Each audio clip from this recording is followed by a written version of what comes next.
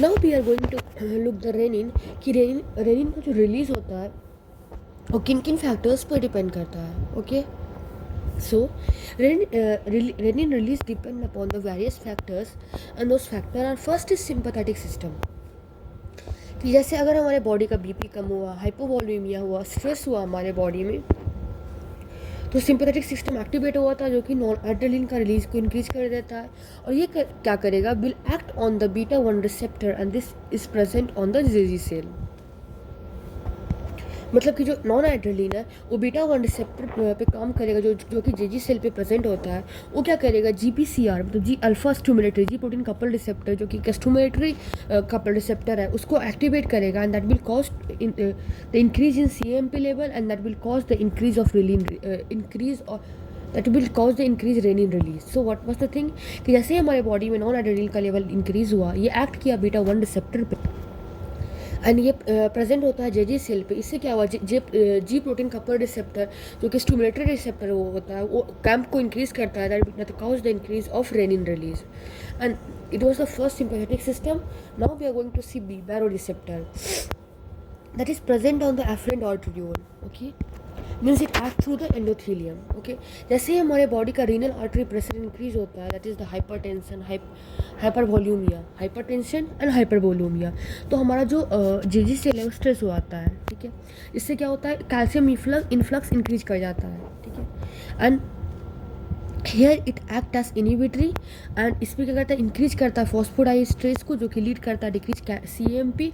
और जो सीएमपी अगर डिक्रीज करेगा, और ऑल्सो ही क्या करता है कि सीएमपी सिंथेस मतलब डिक्रीज कर देता है एडिनाइल साइक्लेस, जिससे क्या होता है हमारा रेनिन जो होता है वो रिलीज कम हो जाता है. So this was the thing, second thing. So this was the second thing कि कैसे जो रेनिन होता है वो बायो रिसेप्टर पर डिपेंड करता है. So you can remember it by that कि जो एफरेंट आर्टेरियोल है उसका एंडोथीलियम जो है, okay, endothelium of the efferent arteriole, उसमें क्या होता है, मतलब कि जो भी रिसेप्टर्स प्रेजेंट होता है एफरेंट आर्टेरियोल के एंडोथीलियम में, उससे ही इफेक्ट होता है. ऐसे पहला कि इंक्रीज होता है renal artery pressure, that is hypertension, hyper volaemia जो कि स्ट्रेच करता है हमारा जेजी सेल को, स्ट्रेच करता है. ठीक है ना, जिससे क्या होता है कैल्शियम की इन्फ्लक्स इंक्रीज कर जाता है. यहाँ पे कैल्शियम इन्फ्लक्स जो है इनिबिटरी की तरह काम करता है.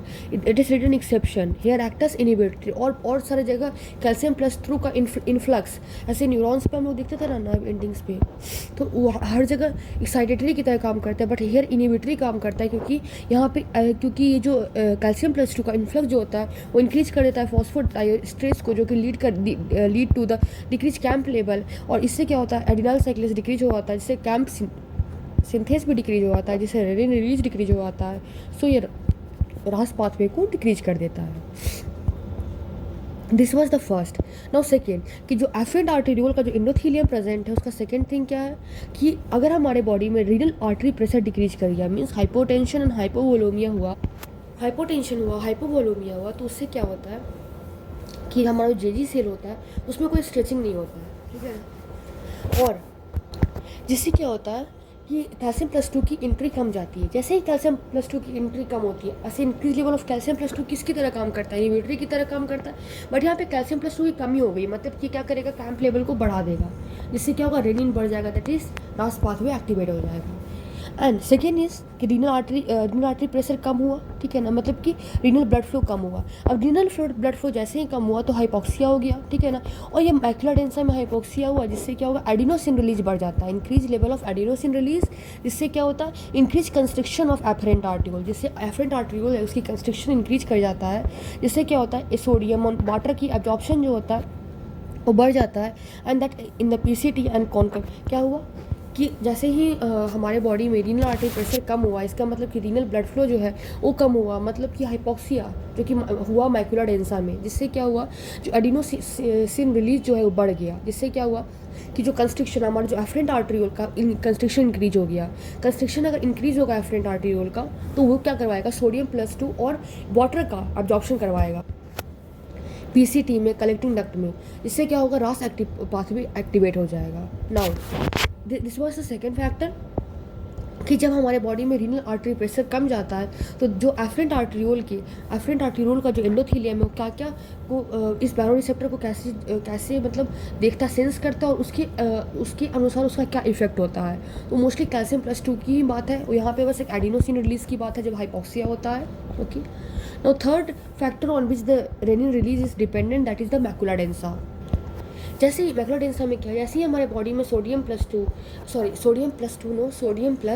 क्लोरीन माइनस का लेवल जब यूरिन में कम हो जाता है, ठीक है ना, जैसे पेशेंट जिसमें हाइपोनेट्रीमिया है, हाइपोवोलेमिया है, ठीक है ना, डायूरेटिक थेरेपी जिनको दिया जाता है, लो सॉल्ट डाइट जिनको दिया जाता है, ठीक है ना, किसमें हाइपोनेट्रीमिया, हाइपोवोलेमिया, ठीक है, डायूरेटिक थेरेपी जिनके चल रहे हैं, ठीक है ना, लो सोडियम डाइट जिनका चल रहा है, तो उससे क्या होता है, सेल्स ऑफ मैकुला डेंसा जो है, वो सेल्स ऑफ मैकुला डेंसा है, उनके जो इंजाइम्स होते हैं वो एक्टिवेट हो जाते हैं। ठीक है, अब जब इंजाइम एक्टिवेट हो जाएगा तो एक तो होगा COX-2 एक्टिवेट और एक हो जाएगा endothelium nitric oxide synthase activate हो जाएगा। जैसे ही COX-2 एक्टिवेट हुआ, ठीक है ना, इंजाइम एक्टिवेटेड इज COX-2, तो क्या करे COX-2 ऑल कि इंक्रीज प्रोस्टाग्लैंडिन E2, ठीक है ना। अब जैसे ही प्रोस्टाग्लैंडिन E2 इंक्रीज हो जाएगा तो रिसेप्टर इंक्रीज हो जाएगा, जेजी सेल के जो रिसेप्टर्स हैं वो इंक्रीज कर जाएंगे।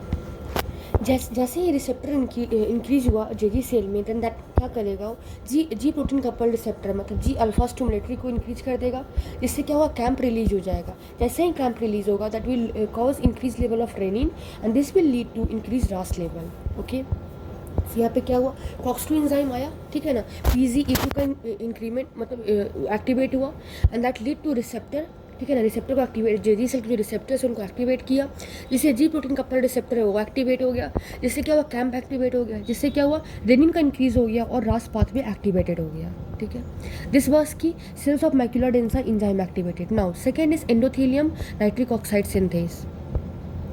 इसमें क्या होता है, जब हमारा नाइट्रिक ऑक्साइड इंक्रीज होता है, इंक्रीज नाइट्रिक ऑक्साइड, तो जो जेजी सेल का जो रिसेप्टर होते हैं वो एक्टिवेट होते हैं, जो क्या करते हैं ग्वानिल साइक्लिस को एक्टिवेट करते हैं, जिससे साइक्लिक GAMP इंक्रीज होता है जो कि इनहिबिट करता है एक्टिविटी ऑफ फॉस्फोडाइएस्टेरेज। और जैसे ही फॉस्फोडाइएस्टेरेज का एक्टिविटी कम हुआ मतलब कैंप की लेवल क्या हो जाएगी, बढ़ जाएगी, और कैंप लेवल बढ़ जाएगी मतलब रेनिन इंक्रीज कर जाएगा, दैट इज रास। तो this is the pathway that you have to remember. और इसमें कुछ भी नहीं है ना, यहाँ पर सिर्फ दो चीज़ें हैं कि यहाँ पे PGE2 वाला चीज़, ठीक है ना, और एक ये वाला एडिनोसिन, जो कि मैंने अभी इतना बोला कि आपको याद ही हो जाएगा, ठीक है ना।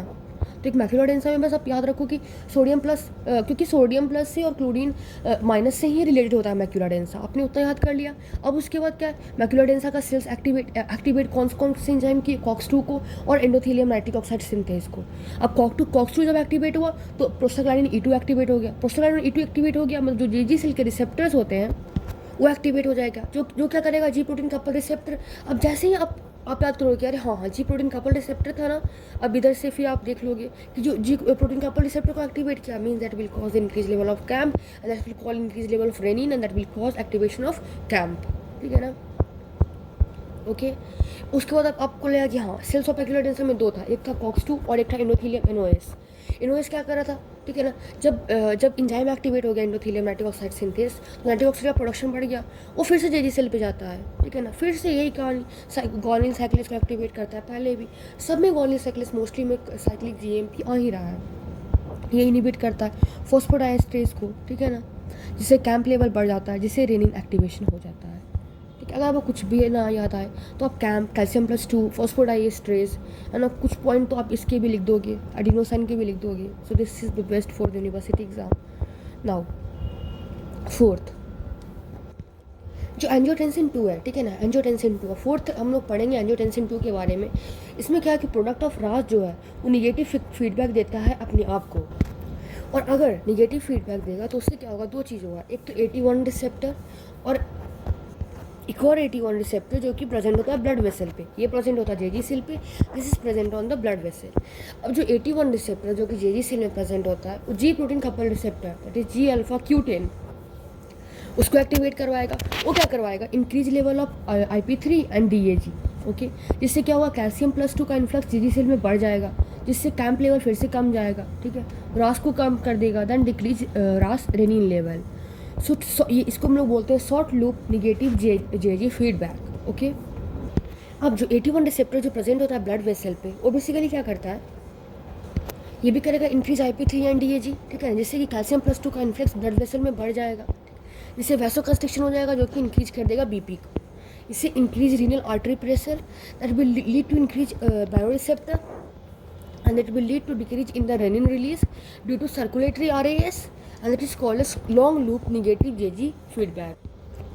ओके, सो AT रिसेप्टर जो कि ब्लड वेसल्स पे प्रेजेंट होता है, बेसिकली क्या बोलना चाह रहा है कि जो IP3 और DAG लेवल है उसको क्या क्या करता है, ये इंक्रीज़ कर देता है, जो कि क्या करता है कैल्शियम +2 का जो इन्फ्लक्स है ब्लड वेसल्स में उसको इंक्रीज़ करता है, जिससे क्या होता है जो वैसोकंस्ट्रिक्शन होता है, ठीक है, मतलब कि जब कैल्शियम, हम लोग जानते हैं ये बात फिजियोलॉजी से कि जब कैल्शियम इन्फ्लक्स बढ़ जाता है ना ब्लड वेसल में, then that cause the vasoconstriction, okay, and this lead to increase BP। This is basically all the physiology come part of the in pathology था कि हम लोग इसके फिजियोलॉजी पार्ट को अंडरस्टैंड कर जाए firstly in the pharmacology, then we will कि हम ड्रग्स को सोचेंगे कि अच्छा ये यहाँ पे काम करेगा, ये यहाँ पे काम करेगा, and it will be quite easy, okay, so it will increase the BP and that will lead to increase renal artery pressure, जो कि जैसे ही प्रेशर इंक्रीज होता है बायोरिसेप्टर एक्टिवेट हो जाएगा, बायोरिसेप्टर जब एक्टिवेट कर देगा तो रीनिन रिलीज को कम कर देगा ड्यू टू सर्कुलेटिंग RAS, ठीक है ना, and this is called as long loop negative JG mechanism, okay, this was the short loop and the long loop negative JG feedback. Now we will look the drugs in body, कि जो drugs in body है उसका rennin के release पे क्या effect होता है।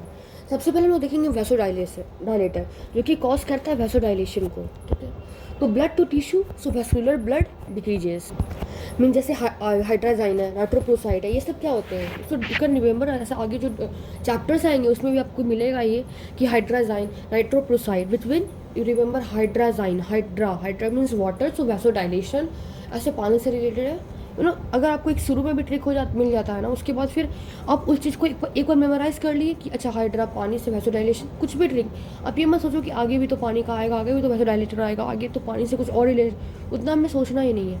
अगर हम एक दो बार अपने मन में रिपीट कर लेते हैं, रिवाइज कर लेते हैं तो ठीक है, मे भी हम रिटर्न सब लिखने समय हम लोग भूल जाएँ, बट MCQ अगर हमें दे रहे हैं तो वो चीज़ याद आ जाएगा। मे भी कभी कभी हम लोग भूल सकते हैं, बट ऐसे मेन मौका पे मेन टाइम पे हमें याद आ सकता है कि अच्छा हाइड्राजीन था, हाँ वो वैसोडाइलेटर था, सो you can remember it is hydrazine and nitroprusside, that is the vasodilator. तो ये वैसोडाइलेशन करवाएगा, ठीक है ना, तो ब्लड को टिश्यू में ले जाएगा तो वैस्कुलर ब्लड क्या हो जाएगा, कम हो जाएगा, ठीक है ना, तो क्या cause shifting of plasma from the vascular to extra vascular space, ठीक है, ये तो ठीक है, वही चीज़ बोल रहा है। तो जैसे ही हमारा हाइपोवोलेमिया हुआ तो क्या कर देगा, ये इंक्रीज कर देगा रेनिन एंजियोटेंसिन सिस्टम को, इंक्रीज करेगा रेनिन को। तो ये हम लोग पढ़ रहे हैं कि what are the drugs in the body which are which will affect the renin angiotensin system and how. So पहले हमने पढ़ा वैसोडाइलेटर, ठीक है, वो क्या करेगा, रास पाथवे को एक्टिवेट करेगा, रेनिन को एक्टिवेट करेगा। Now B is the diuretics. Now B this is diuretic. अगर हम लोग किसी पेशेंट को डायूरेटिक्स देते हैं, व्हाट इज द एक्शन, क्या क्या इफेक्ट होता है। डायूरेटिक वो क्या करेगा, इंक्रीज करवाएगा loss of sodium plus and chloride minus and water, तीनों का लॉस करवाता है, ठीक है, इंक्रीज लॉस ऑफ इतना। तो जिससे क्या होगा, मैक्युलर डेंसा एक्टिवेट हो जाएगा, जिससे फिर हम याद कर लो PGE2 बढ़ जाता था, NO बढ़ जाता था, और दोनों जब बढ़ेगा तो दोनों क्या करेगा, इनको इंक्रीज करेगा। सो डायूरेटिक्स दे रहे हो, ठीक है ना, वैसोडाइलेटर्स दे रहे हो, तो रेनिन एंजियोटेंसिन सिस्टम एक्टिवेट होगा। Now C is NSAID। Basically NSAID क्या करता है, कॉक्स को इनिवेट करता है, जो कि PGE2 को डिक्रीज करेगा, जिससे रास डिक्रीज होगा, रेनिन का रिलीज करना डिक्रीज हो जाएगा। सो NSAID क्या करेंगे, कॉक्स को इनिवेट करेंगे तो PGE2 को डिक्रीज करेगा। ये आप कॉमन सेंस लगा सकते हो कि अरे हाँ NSAID था तो कॉक्स को इनिवेट करेगा ही करेगा, और कॉक्स को इनिवेट होगा मतलब PGE2 को इनिवेट करेगा, मतलब कि रास सिस्टम को एंड रेनिन डिक्रीज को डिक्रीज करेगा। Now D is the ACE1, ठीक है ना, एज कन्वर्टिंग एंजाइम 1, या फिर एंजियोटेंसिन रिसेप्टर ब्लॉकर्स, या फिर रेनिन इनिवेटर्स। अगर हम ऐसा चीज़ किसी पेशेंट को देते हैं जो कि रास पाथवे को इनिवेटर है, तो क्या करेगा, वो डिक्रीज करेगा एंजियोटेंसिन 2 का एक्शन, और जब एंजियोटेंसिन का एक्शन डिक्रीज होगा तो ऑफकोर्स अल्टीमेटली क्या होगा, रेनिन का रिलीज बढ़ जाएगा, ठीक है ना, क्योंकि एंजियोटेंसिन 2 का एक्शन ही नहीं हो रहा है। और रेनिन क्या करवाता है, एंजियोटेंसिन 2 की एक्शन को ही तो बढ़ाता है, जब वो रहेगा ही नहीं बॉडी में तो बॉडी को लगेगा कि कोई और ड्रग काम कर रहा है, drug is acting someone, but उसे लगा कि नहीं हमारे बॉडी में तो एंजियोटेंसिन 2 की कमी हो गई है, okay, then we should increase the renin, so that is the renin. Now third is the PDE, अब आपको लगेगा ये नंबर में PDE क्या होता है? This is phosphodiesterase inhibitors. अगर हम किसी को फॉस्फोडाइएस्ट्रेस इनहिबिटर्स देते हैं, एग्जांपल इस मिलीरॉन या फिर, ठीक है, ये अभी आप नहीं, बस इतना रखो कि फॉस्फोडाइएस्ट्रेस इनहिबिटर देंगे तो क्या हो जाएगा, कैम्प लेवल इंक्रीज कर जाएगा, जिससे रेनिन इंक्रीज कर जाएगा। हम लोग पीछे भी पढ़े थे। तो that is this is the, मतलब आपको कोई जो भी दवा यहाँ पे दे रहे हो, जो भी ड्रग्स हम लोग बॉडी में कोई दिए, उसका क्या साइड इफेक्ट होगा, this all depend on this. ठीक है, ये जो हम लोग पढ़े ना कि रेनिन के रिलीज क्या क्या फैक्टर्स पे डिपेंड करते हैं, वो पूरा पाथवे है, उसी से ये पूरा ड्रग्स उस पर एक्शन कर जाएगा। Okay, so this was this, then now angiotensin 2, now we will look about